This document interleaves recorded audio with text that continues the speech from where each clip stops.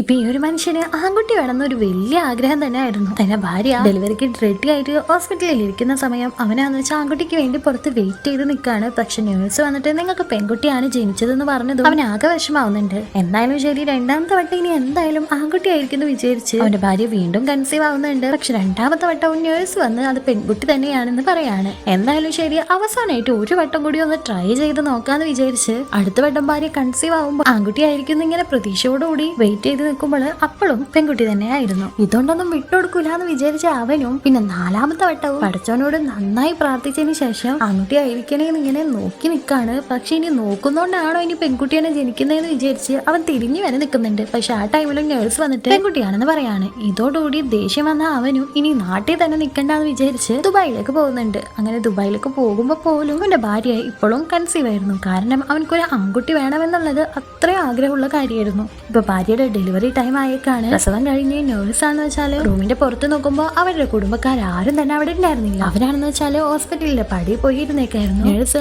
ആൺകുട്ടിയാണ് ജനിച്ചതെന്ന് പറഞ്ഞതും അവര് സന്തോഷത്തോടുകൂടി കുട്ടിയെ വാങ്ങാനായിട്ട് വരുന്നുണ്ട്. അതുപോലെ തന്നെ ദുബായിലുള്ള തന്റെ മകനെ വിളിച്ച് ആ ഒരു വാപ്പ നിനക്ക് ആൺകുട്ടിയാണ് ജനിച്ചതെന്നും പറയുന്നുണ്ട്. പക്ഷെ തുടർച്ചയായിട്ട് 5 പ്രസവം കഴിഞ്ഞുകൊണ്ട് തന്നെ ആ ഒരു സ്ത്രീ മരിച്ചു പോവാണ് ചെയ്തത്. ഇപ്പോ ഈ 5 കുട്ടികളും ചെറുപ്പത്തിൽ തന്നെ ഉമ്മയില്ലാത്തത് ആലോചിച്ച് കരഞ്ഞോണ്ടിരിക്കുകയാണ്.